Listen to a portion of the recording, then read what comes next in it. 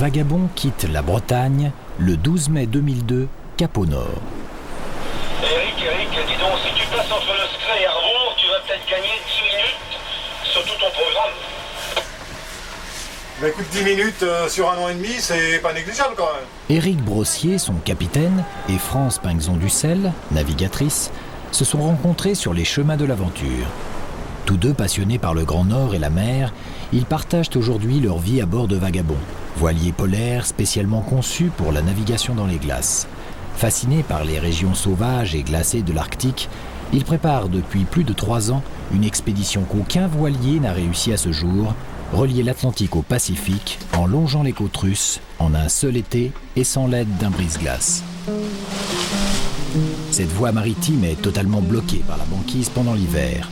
La courte période de l'été arctique ne laisse souvent qu'un étroit et dangereux passage entre les plaques de glace. Longue de près de 7000 km, cette route fut convoitée pendant des siècles par les Européens. Elle leur aurait permis de faire du commerce avec l'Asie sans passer par les mers du Sud, contrôlées par les Espagnols, ni par l'intérieur des terres, contrôlées par les Turcs. Mais au cours des différentes tentatives de passage par le Nord, des dizaines de bateaux sombrèrent, broyés par les glaces, et des centaines de marins périrent du froid, de la faim et du scorbut. Cette voie maritime est ainsi devenue un mythe pour les navigateurs et fut baptisée Passage du Nord-Est. 2 équipiers accompagnent Éric et France pour cette expédition. Gérard Guérin, aventurier au long cours passionné par les régions polaires, et Karen Mulder, une Hollandaise qui étudie les peuples du Nord. Depuis 1 mois, Vagabond remonte la côte norvégienne pour atteindre le port de Mourmansk, en Russie. Cette première escale sera déterminante pour l'expédition. Les autorisations du gouvernement russe, nécessaires pour naviguer le long des côtes de Sibérie, sont très difficiles à obtenir. Nous ne savons toujours pas si nous pourrons nous lancer dans cette aventure rêvée et préparée depuis plusieurs années. La plus grande appréhension, je pense que c'est quand même le verdict final des autorités, quoi, qui peut, on le sait très bien, être négatif. Quoi. Et donc, il faut croiser les doigts, on ne peut pas non plus changer la politique russe. Après avoir passé le cercle polaire et franchi le cap Nord, nous voici en mer de Barents, à Mourmansk, la porte d'entrée du passage du Nord-Est.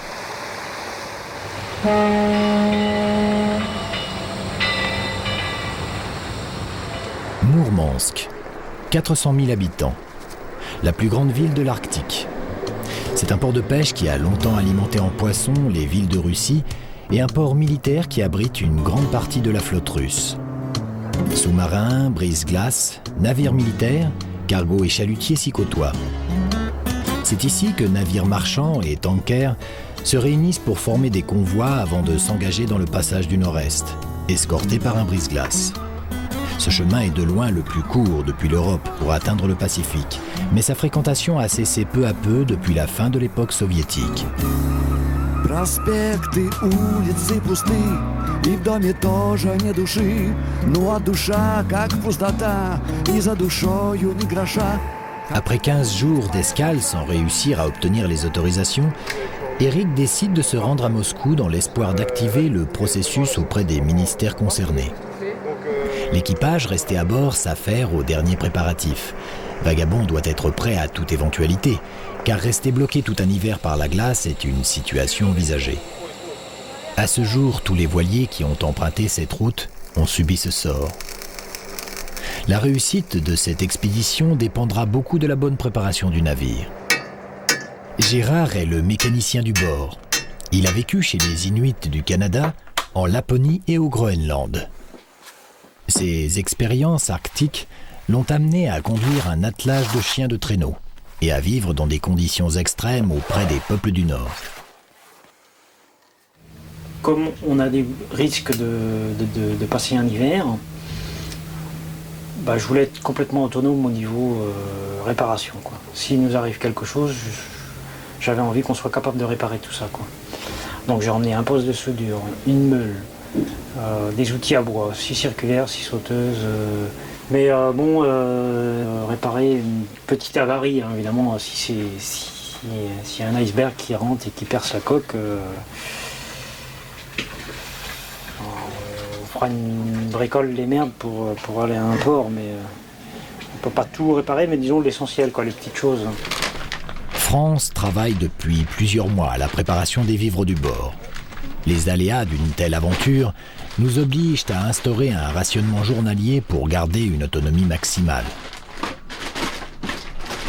Pour 6 personnes et 1 an, il y a 100 grammes de féculents par jour, 100 grammes, alors ça fait combien? Ça fait 200 kilos de féculents, 200 kilos de céréales, 100 kilos de chocolat, 100 kilos de cacahuètes, que des chiffres un peu abominables comme ça. Et c'est des trucs qui font comme des repas de survie de base. Après on agrémente, si on pêche, tant mieux, on aura du poisson. Les résultats, on a vraiment de quoi tenir pendant 1 an à 6. Donc, ben voilà, ce qu'on avait oublié, c'était le chou-fleur, et je croyais que ça se conservait bien, mais apparemment pas. Karen a déjà vécu en Russie et en connaît les difficultés. Sa maîtrise de la langue russe fait d'elle l'interprète de l'équipe et nous permet de communiquer avec les autorités et la presse locale intriguée par ce voilier et son étrange destination.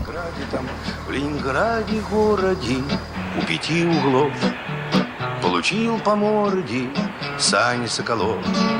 Пел не музыкально, скандалил, ну и значит правильно, что далее. В Ленинграде городе тише благодать, где шпана и воры где, просто не видать, не сравнить с Афинами. Alors que les démarches auprès des administrations russes se prolongent, un autre voilier étranger est arrivé aux côtés de Vagabond. Dagmar Ahen, un vieux gréement. Il attend lui aussi le feu vert pour se lancer dans l'aventure du passage du Nord-Est. Son capitaine, Arved Fuchs, l'a déjà tenté sans succès à 3 reprises. Nous sommes donc 2 voiliers à relever le défi cette année. Dagmar Ahen, ayant obtenu les autorisations plus rapidement que nous, prend quelques jours d'avance.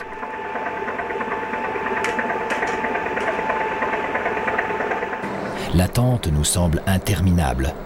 Pourtant, Eric, de retour de Moscou, finalise les dernières formalités. C'est seulement le 30 juillet, après 6 semaines d'obstination et de patience, que Vagabond et son équipage sont enfin autorisés à reprendre la mer.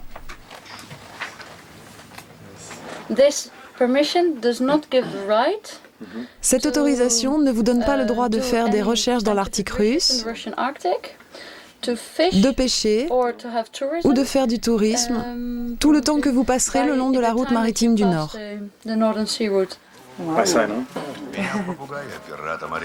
Родился я в 1000 году в бананно-лиановой чаще. Мой папа был папа-попугай какаду, тогда еще не говорящий. Но вскоре покинул я девственный лес, взял в плен меня страшный Фернандо Кортес. Он начал на бедного папу кричать, а папа Фернанди не мог отвечать, не умел отвечать. И начал я плавать на разных судах в районе экватора в северных льдах. Давали мне кофе, какао, еду, чтоб я их приветствовал, хауду, юду. Но я повторял от зари до зари, карамба, коррида и черт побери! 7 лет я проплавал. Par diplomatie et pour obtenir les autorisations, nous avons accepté un nouvel équipier, Boris Volny. C'est un navigateur russe qui a passé une partie de sa carrière à convoyer des cargos et des tankers sur la route du Nord. En face de nous, 5 mers à franchir. De l'autre côté, le détroit de Bering et l'océan Pacifique. C'est un objectif qui nous paraît bien lointain. Si nous l'atteignons cette année, cela symbolisera une victoire dans l'histoire de la navigation polaire.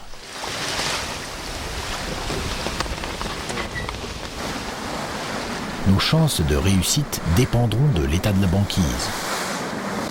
Si les glaces restent trop denses, nous hivernerons comme l'ont fait tous nos prédécesseurs.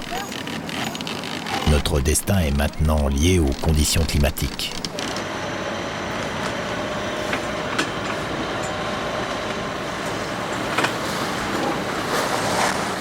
Sur cette route, on sait qu'il y a de la glace à gauche, en gros, au nord, et de la terre à droite. Et il ne faudrait pas qu'il y ait un coup de vent de nord et qu'il nous coince un petit peu fort contre la côte.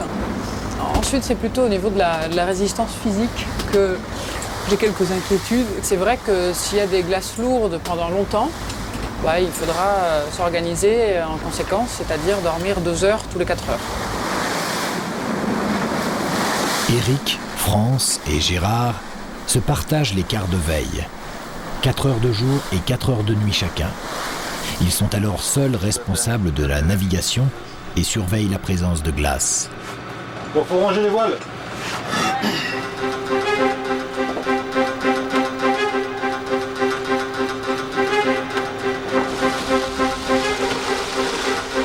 Cinquième jour de navigation. En arrivant en mer de Kara, nous sommes confrontés pour la première fois à des plaques de glace dérivantes. À partir d'aujourd'hui, nous devons redoubler de vigilance pour slalomer entre les morceaux de banquise et éviter les collisions. Un choc par grande vitesse pourrait gravement endommager la coque et être fatal à Vagabond. Heureusement, le jour permanent de l'été arctique nous permet de surveiller plus facilement les glaces.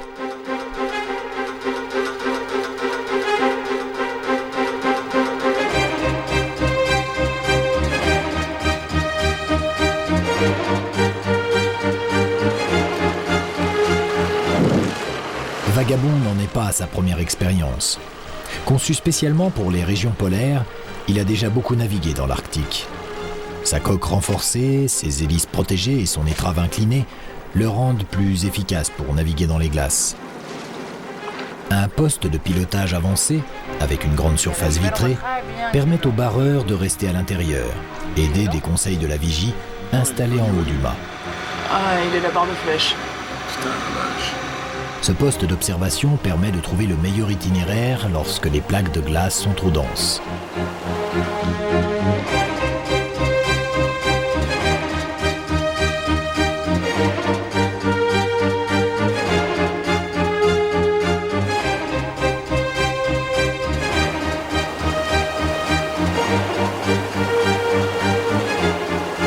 Il y a seulement 15 jours, l'entrée en mer de Kara aurait posé de sérieuses difficultés.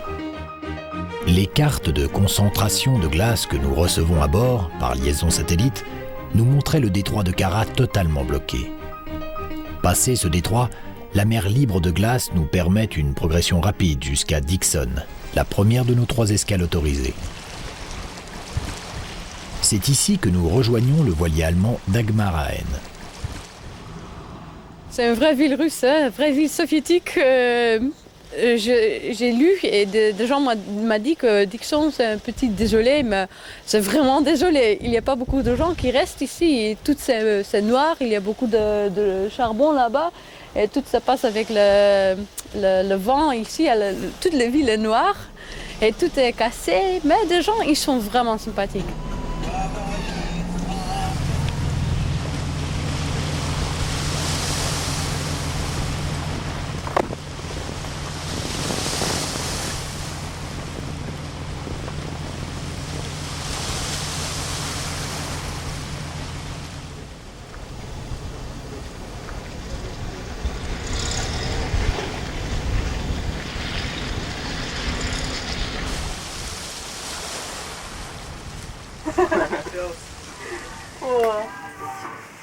Nous rencontrons des enfants d'une classe russe venus à Dixon pour visiter une station polaire. Karen leur montre la timonerie et le carré d'habitation. Ça, c'est la barre. Ça, c'est le radar. Et ça, le GPS. Vous connaissez le GPS? Il nous donne notre position. Là, c'est l'ordinateur avec toutes les cartes maritimes. Et là, nous avons la liaison satellite pour connaître, entre autres, la météo ou l'état des glaces.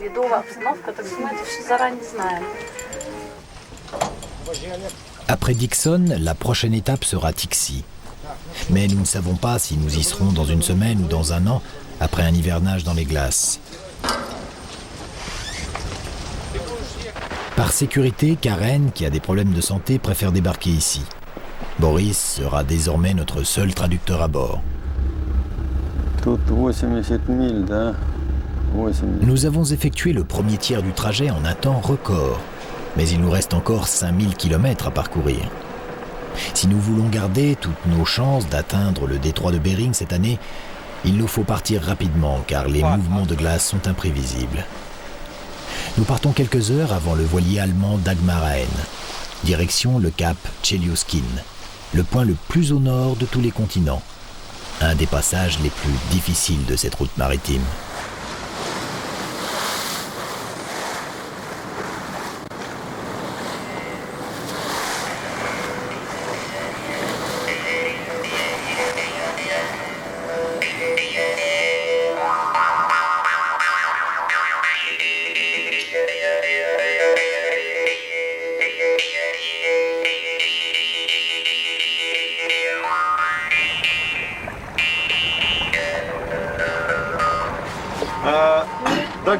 Dagmaren, this is Vagabond, Dagmaren, this is Vagabond on 16. Nous essayons de rester en contact radio avec les Allemands, afin de nous échanger les informations de glace et de météo, mais aussi pour connaître leur position.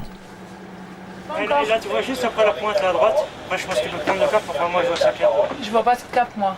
Et d'ici, sérieux, je vois la plus pointe d'horizon. Là, la pointe. Dagmar, this is Vagabond, Dagmar, this is Vagabond calling. Dagmar, do you hear Vagabond on 16? Vagabond, Dagmar on. Yes, oh, I can read you 5-5, I can read you 5-5. What is your position? What is your position? What is your position, over? I give you our position. Our position is 76 degrees 3.4.9 minutes north and 097 degrees 32.2 east. We are anchoring on the west side of the Tula Island. What are your plans right now? Over. Si tu vois une échappée à droite, tu me dis. What are our plans? Sailing or not?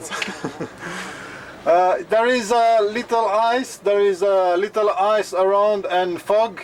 We were planning to shelter further east along the coast.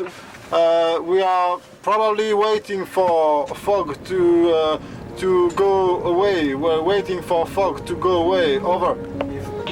Roger, so we are sheltering here behind the island. Did you get the message from Murmansk that they asked us to wait for the icebreaker Sovietsky Soyuz and the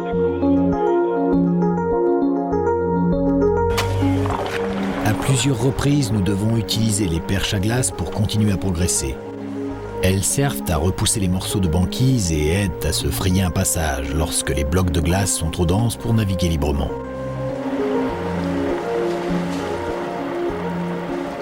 Tu as dans la tête des petits blocs où tu peux faire ça, mais c'est pas des petits blocs, c'est des énormes blocs. Là, moi je vois rien. C'est une plaque de banquise qui est et à un moment elle fait ça, la plaque de banquise. On est allé dans ce coin-là.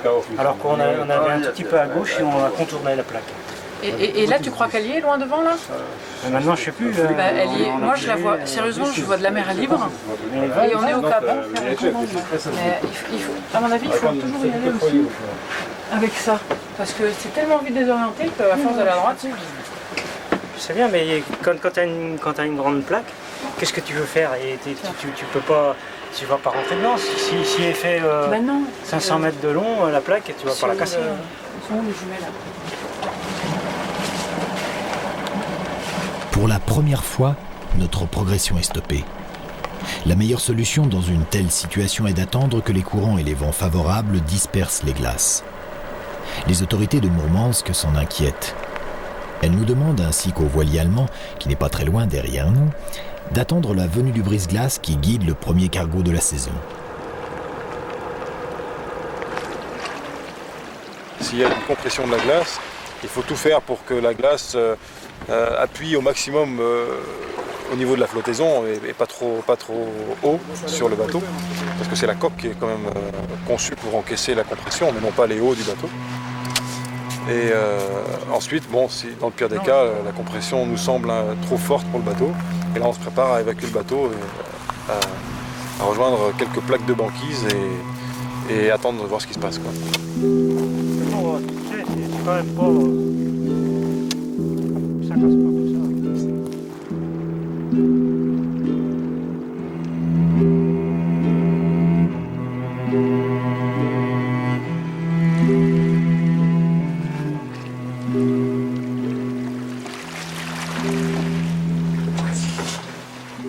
On va aller chercher des fringues chaudes pour passer l'hiver.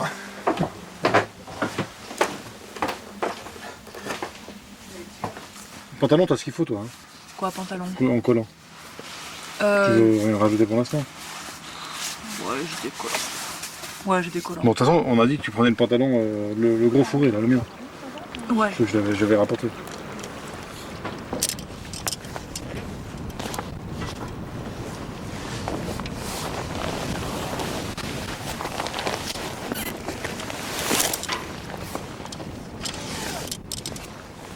Bah écoute, ça a l'air de se dégager, alors il faut arriver à séparer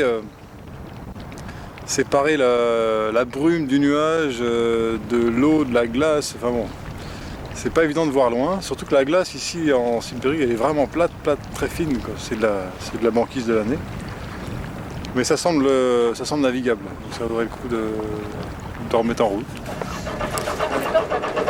En l'absence de nouvelles du brise-glace qui doit se trouver encore loin derrière nous, et malgré les recommandations de Mourmansk, nous décidons de reprendre notre progression.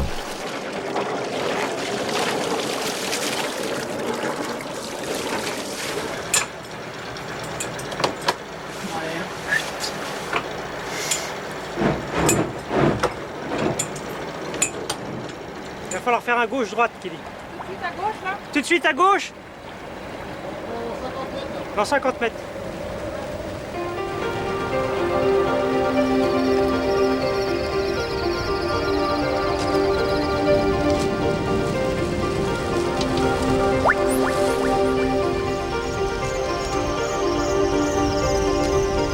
La coque de Vagabond est construite sur le même principe qu'un brise-glace. Son fond plat et surélevé permet de monter sur les plaques de banquise. C'est le poids du bateau qui casse la glace et permet de se frayer un chemin.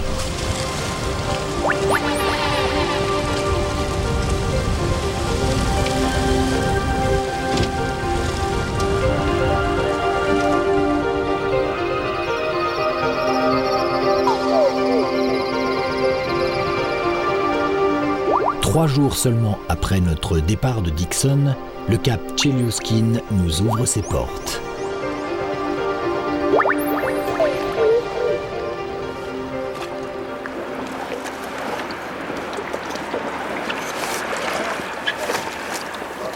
Hormis les quelques navires qui passent durant le court été, seuls les hélicoptères peuvent y accéder. L'hiver, les températures extrêmes et la nuit polaire font de ce cap un des endroits habités les plus inhospitaliers de la planète. Aujourd'hui, seule une vingtaine de militaires et quelques scientifiques y vivent. Bien souvent considéré comme la clé du passage du Nord-Est, ce cap est le plus septentrional de l'Asie et bien souvent le dernier à dégeler. C'est incroyable, il n'y a pas de glace. Ils ont mis quelques morceaux pour décorer là, mais c'est... on nous avait recommandé d'attendre le premier convoi, il est passé quelques heures après nous. Le Dagmar, les Allemands sont arrivés quelques heures après nous aussi. Donc c'est un jour assez fort pour nous, bien sûr, parce que ça concrétise une super progression, une bonne progression de l'expédition. Les Allemands qui partent.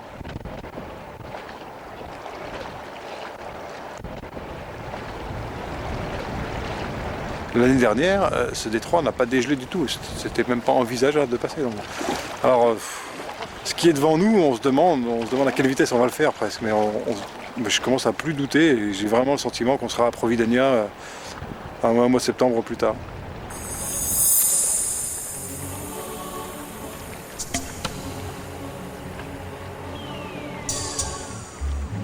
Allons-nous bénéficier d'une année exceptionnelle qui nous permettrait d'atteindre Bering au cours de l'été ?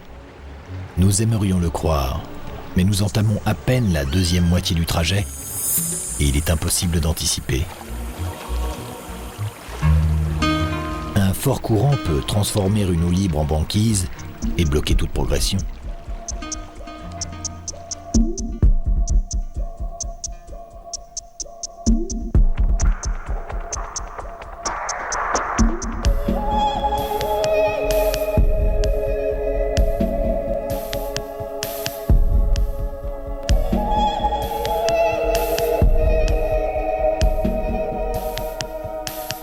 jours après avoir passé le cap Chelyuskin, nous rencontrons à nouveau de fortes concentrations de glace. Devant nous, des morceaux de banquise disloqués s'étendent à l'infini. Il va falloir étudier de très près la route à prendre afin de ne pas rester bloqué dans ce labyrinthe.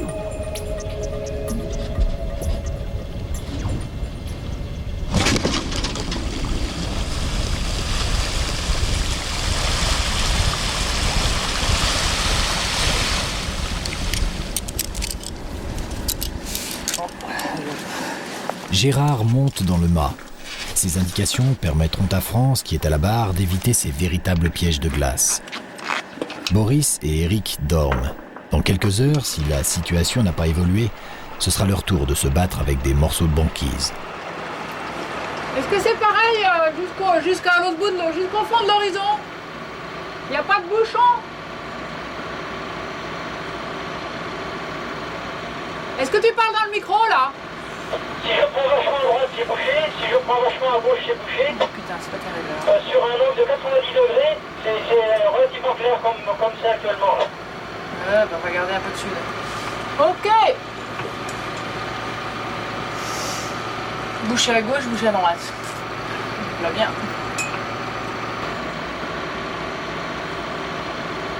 Mais si ça se trouve, un tout petit peu plus au sud, on va retrouver de l'eau libre. Mais je te jure, là, même à la jumelle, je suis incapable de la voir, l'eau libre. C'est tellement loin.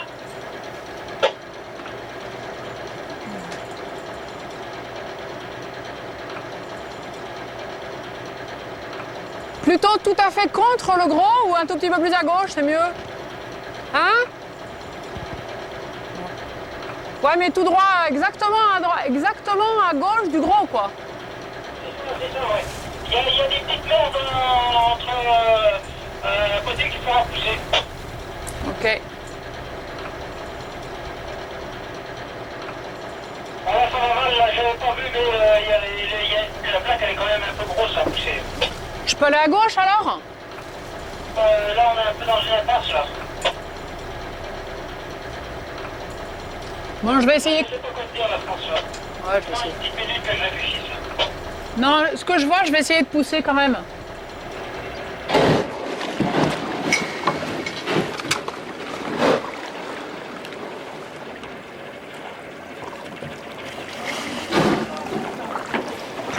Là, cette plaque-là, c'est une grande plaque, là. Ouais, mais tu veux que je te dise, pour l'instant, il faut juste un coup de perche là. Bah, je vais aller le donner, moi, le coup de perche, s'il faut. Non, mais hey. C'est un peu con.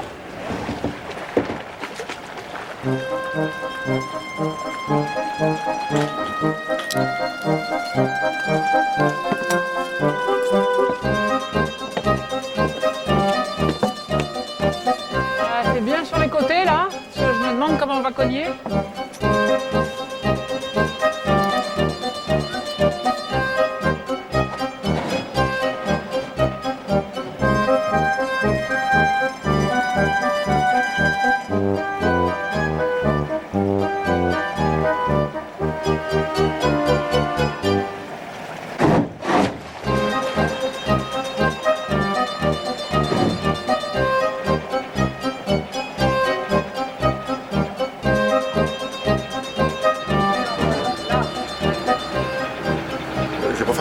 De dormir quand ça cogne.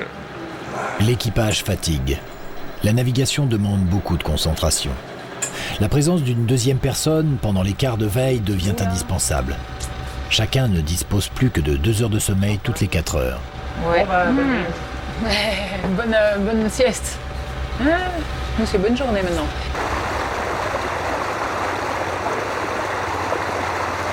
Après plusieurs heures de slalom au milieu des glaces, un chenal s'ouvre devant nous vers le sud. Nous changeons de cap et évitons ainsi de prolonger un combat à l'issue incertaine. C'est avec soulagement que nous retrouvons les eaux libres de la mer des Laptèves.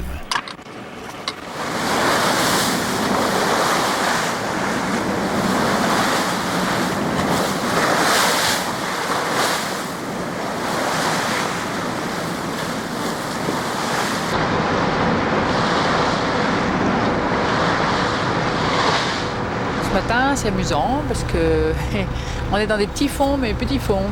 Là, je vois 4 mètres 30 3,8 m. Bon, alors il y a les vagues aussi, hein. Et c'est curieux parce que on voit toujours à peine la terre et voilà, il y a 4 mètres de fond là. Mais on pulse pas mal, hein. Tout à l'heure on avait du courant avec nous, on marchait à 7 nœuds. Je crois aussi qu'on a semé nos cousins germains d'Agmar parce que définitivement personne ne les a vus entre ici et Tixi. Mais nous, bonne situation quoi, hein. On n'a plus qu'à surveiller le fond là quand même.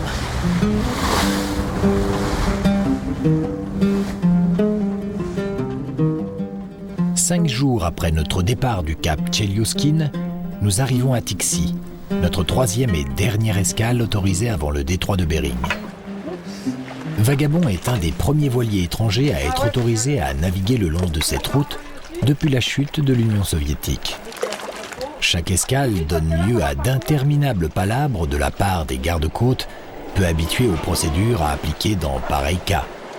У меня даже под вопросом 5 стоит разрешение ФПС номер 5 у вас даже. У меня записано. Это не я писал, это матрос писал, он не мог придумать. У него фантазии не хватит. У нас это разрешение. Значит, у кого-то лежит, наверное, это разрешение. Оно не у нас, оно где-то лежит в пограничной службе. Все, что у нас есть, мы вам показали.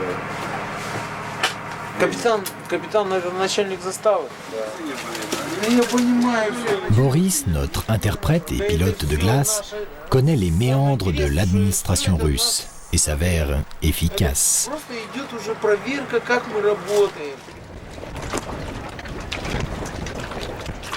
Tixi, comme Dixon, est un des ports principaux de la route du Nord. La ville a vu son activité chuter et sa population diminuer d'année en année. En 1999, alors qu'il tentait de franchir le passage du Nord-Est en un seul été, le voilier russe Apostol Andrei ne put progresser davantage et passa l'hiver à Tixi. Capitale de la province de Yakoutie, Tixi abrite une population d'Évenques, de Russes et de Yakoutes. Après la chute de l'Union soviétique et la crise économique russe, certaines des minorités ethniques de Sibérie ont sombré dans le désœuvrement et la misère. D'autres, au contraire, se sont efforcés de retrouver leur mode de vie traditionnel, afin de survivre à tous ces bouleversements.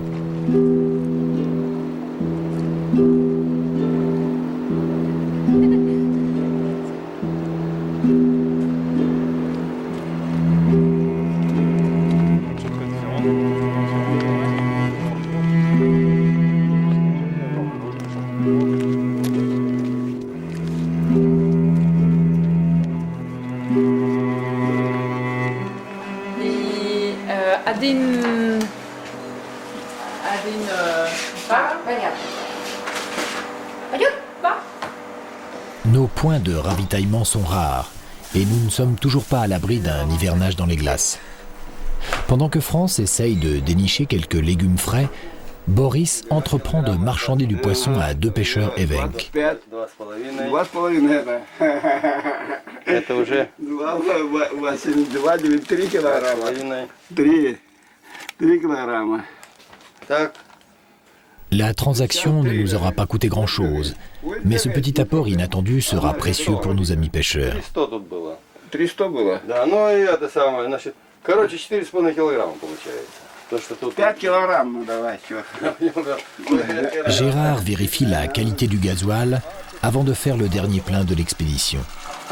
Les 4500 litres de carburant nous serviront en cas d'hivernage à alimenter un système de chauffage central. Si nous devons passer l'hiver sur Vagabond, il nous faudra chauffer en permanence, car en Sibérie, la température avoisine régulièrement les moins 40 degrés.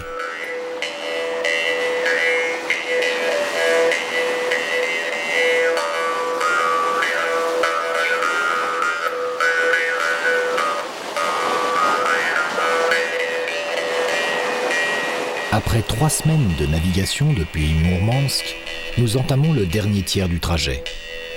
Bering nous semble à portée de rêve. Nous ne devons pas oublier pour autant que certains de nos prédécesseurs ont été bloqués à quelques jours seulement du détroit de Bering.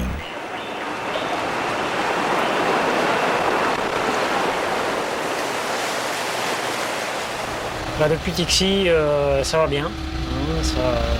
On avance bien, sauf que c'est le brouillard, quoi. C'est le brouillard total. La température s'est baissée un peu, la nuit commence à revenir. Ça c'est un peu moins drôle par exemple. Donc là ça va, pour l'instant on n'a pas de glace, mais quand il va y avoir de la glace, ça risque d'être chaud quand il y aura la nuit. Nuit, brouillard, glace, ça fait beaucoup de choses ensemble.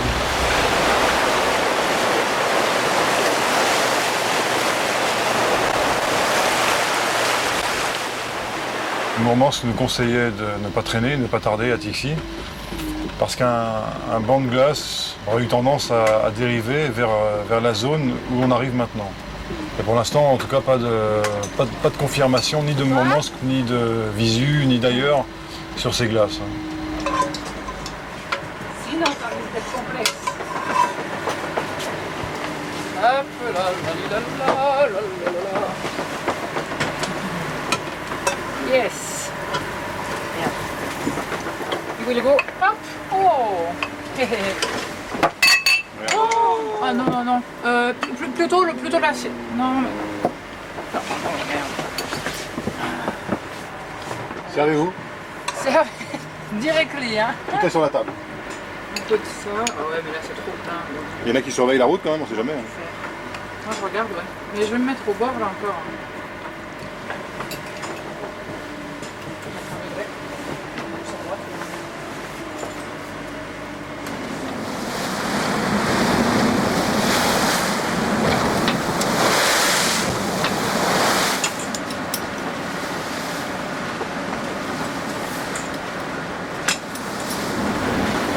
Si on trouve pas de mouillage et qu'il y a un peu quelques probabilités de glace, ben on n'est pas bien. Hein. Et là il y a la nuit qui tombe peut-être un peu vite parce que c'est marrant, et puis qu'on se perçoit beaucoup tôt là. Ouais. Et donc il y a cette fameuse grand voile qui est un peu pétée. Il faudrait réussir à affaler. Attention. Yes.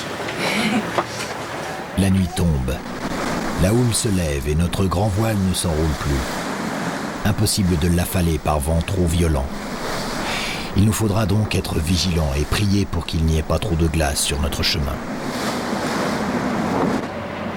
Vas-y, passe de l'autre côté. Ok, fais gaffe à tes doigts. Non, non, non, attache-la d'abord. Attache-la, sinon tu vas se faire mal. Ok, vas-y. Pendant que Gérard manœuvre difficilement la grand voile, Eric essaye en vain de contacter le Dagmar AN. Voilà une semaine que nous n'avons pas eu de nouvelles du voilier allemand et nous aimerions savoir s'ils sont devant ou derrière nous. Dagmar on, Dagmar on, Dagmar on, Dagmar on, this is Vagabond, Dagmar on, Dagmar on, Dagmar on, Vagabond.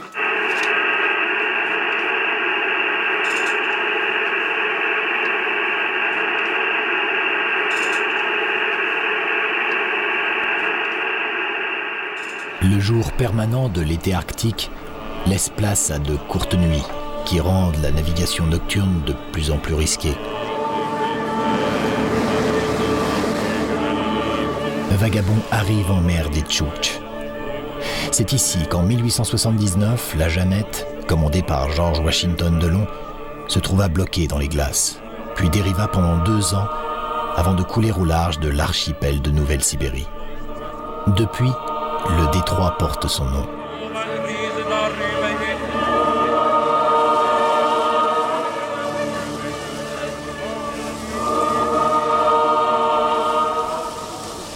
La nuit fut agitée. Le vent, la houle et l'obscurité ont perturbé notre navigation au milieu des morceaux de banquise. Une fois de plus, nous avons dû doubler l'écart de veille et réduire nos temps de sommeil. Capitaine. Vous avez de la glace, de la côte, du puits de houle, c'est pas mal hein. Voilà, ce que j'allais dire, nickel pour dormir, c'est parfait. Alors si t'as dormi que à partir du moment où il n'y en avait plus du tout, t'as pas dû dormir longtemps parce que ça fait pas longtemps qu'il n'y en a plus du tout. C'est la glace alors ou c'est un bateau? Une petite tache blanche à la surface attire l'attention de Gérard. En nous approchant, nous découvrons un ours polaire. Nous sommes surpris de l'observer en pleine mer, aussi loin des côtes. Le plus gros prédateur de l'Arctique n'a pas peur de l'homme et n'hésite pas à l'attaquer. Il chasse les morses, les belugas et les baleines. Capable de survivre aux climats extrêmes, il peut rester jusqu'à 2 minutes en apnée sous l'eau et nager jusqu'à 100 km des côtes.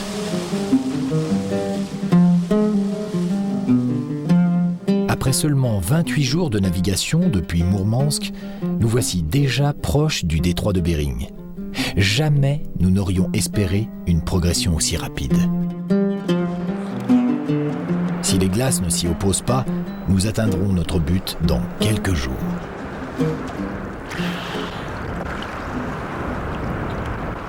La rapidité de notre progression et le peu d'escales autorisées n'ont pas étanché notre soif de découverte. Nous improvisons alors quelques escales sauvages.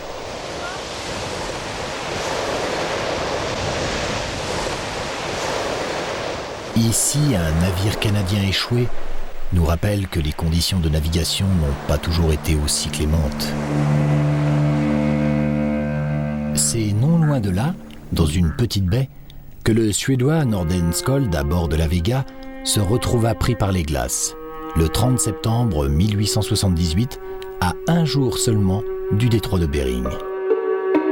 Après un hivernage dans des conditions extrêmes, il fut le premier à réussir le passage du Nord-Est. Vouloir le réussir en un seul été sur un petit voilier de 15 mètres est un défi des temps modernes. Mais rendons hommage aux aventuriers du Grand Nord qui, il y a 150 ans, avaient déjà foulé ces terres et presque réussi le passage en un seul été sans les moyens dont nous disposons aujourd'hui.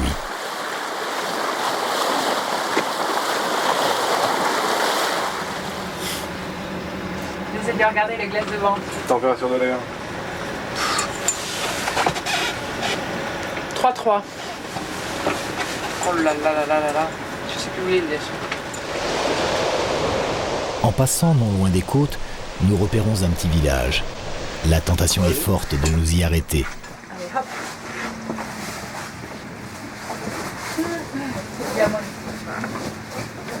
Bon, allez, j'enroule alors. Ouais, vas-y, ouais.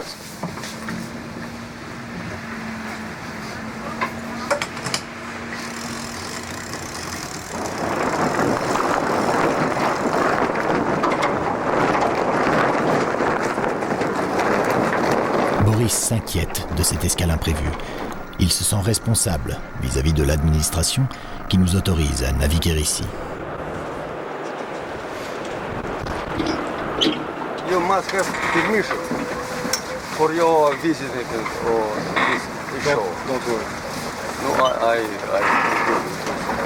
I know your position. If you want to stay here at anchor, please, we can stay till morning and then we up anchor and go to eat. Please, but impossible to visit without permission. Куда вперед, ёпта. Слушай, у вас какие-то власти есть тут, нет? Есть. Кто у вас есть? Порттанцор или что-нибудь, или пограничники? Нет, это сельсовет только и все.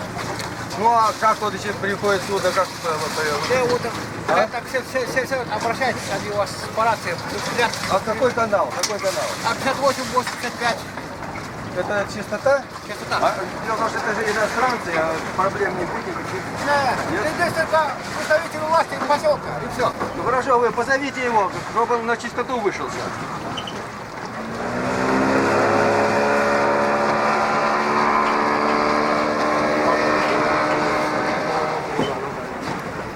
Capitaine, il y a une délégation qui arrive. Le bateau de pêche est rempli, c'est pas des poissons. Allez.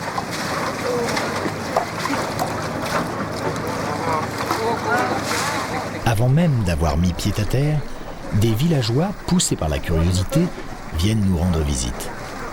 Les échanges avec des étrangers sont rares, les questions sont nombreuses. Но только вас рыбу ловите, да, еще? Нет, оленеводство, охота на зверя. Yes.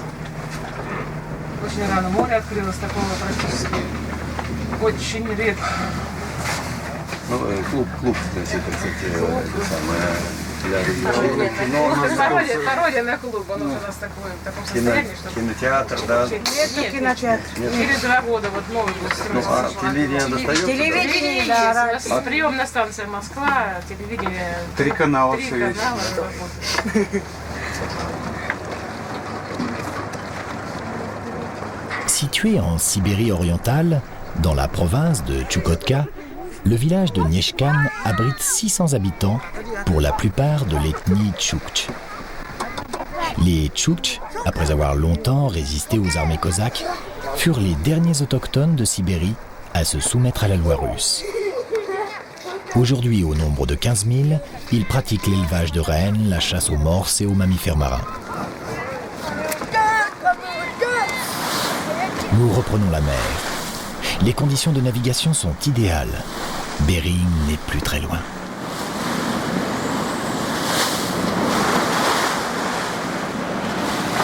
Là, on est juste aux portes de Bering. Et moi, c'est un moment fort pour moi, c'est parce que Bering, c'est le Cap Horn de l'Arctique, quoi, on va dire. C'est un endroit où souvent la mer est mauvaise, c'est un endroit difficile d'accès, quoi, tout ça. Et moi, je suis pas un grand fan de baston de mer violentes, là. Parce que les eaux, je suis plus heureux dans les eaux tranquilles. Donc, en préhension, non, mais bon, moi, si c'est calme, je serais très content. Voici 4 semaines que nous naviguons dans l'océan glacial arctique. Après avoir traversé 5 mers différentes, nous voici aux portes du Pacifique, à quelques kilomètres seulement de l'Alaska. Par contre, on ferait mieux, si ça ne mollit pas, d'aller dans la Bella avant pour après la grande voile. Parce que si ça c'est déjà sur le cap, l'engorgement de vent... Oui, mais pour l'instant on essaye de serrer le vent pour rentrer dans la baie, quoi. Ça sera mieux, hein, pour l'instant. Ouais.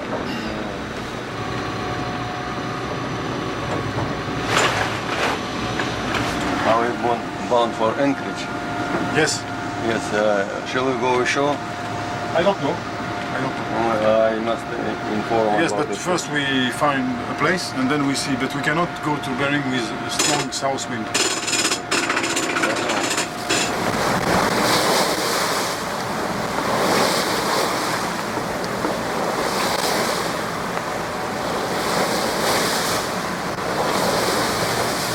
Une fois qu'on aura acheté l'ancre tranquillement, on pourra gérer la grand voile, je pense, plutôt que... Enfin, si on a besoin d'être 3 pour la grand voile, c'est mieux comme ça, quoi. Nous sommes à 1 heure seulement du détroit de Bering.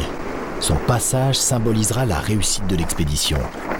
Mais le vent est trop fort pour continuer à naviguer et nous nous abritons près du village de Wellen. L'enrouleur n'a pas pu être réparé. Alors nous affalons la grand voile pour ne pas nous faire surprendre par le mauvais temps. Le vent tourne et rend favorable notre progression vers Bering. Mais la houle se lève et il devient trop dangereux de rester au mouillage. Vagabond pourrait dériver contre la falaise. C'est bien parce que c'est dynamique, là. Avec la houle qui...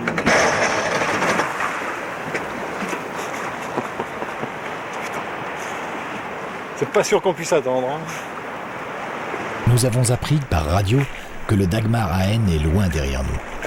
Nous pensions passer le détroit de Bering ensemble, mais l'attente au mouillage s'avère plus dangereuse que la navigation. Nous passerons donc le détroit de Bering cette nuit.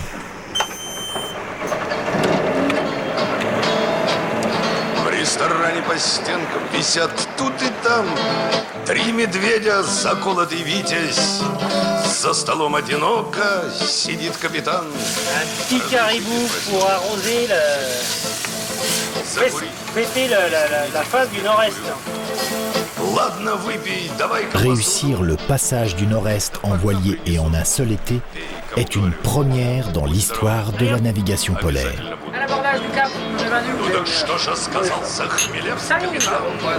Пойдешь ты красиво, однако, а видал ты вблизи пулемет или танк? Aujourd'hui, après un hivernage dans le Pacifique, Eric, France et Gérard préparent leur retour en Bretagne. Entre tous les chemins qui y mènent, ils choisiront une fois de plus celui du Nord, mais cette fois, ils longeront les côtes canadiennes pour boucler le tour de l'Arctique. Он ругался и пил, он спросил про отца, и кричал он, уставясь на блюдо: я полжизни отдал за тебя, подлеца, а ты жизнь прожигаешь под Иуда. А винтовку тебе, а послать тебя в бой, а ты водку тут хлещешь со мною. Я сидел как в окопе под Курской дугой, там, где был капитан старшиной. Он все больше хмелел, я за ним по пятам. Только в самом конце разговора я обидел его. Я за моею спиной, чтоб жилось тебе, парень, спокойно. Он ругался и пил, он спросил про отца, и кричал он, уставясь на блюдо: я полжизни отдал за тебя, подлеца, а ты жизнь прожигаешь под Иуда.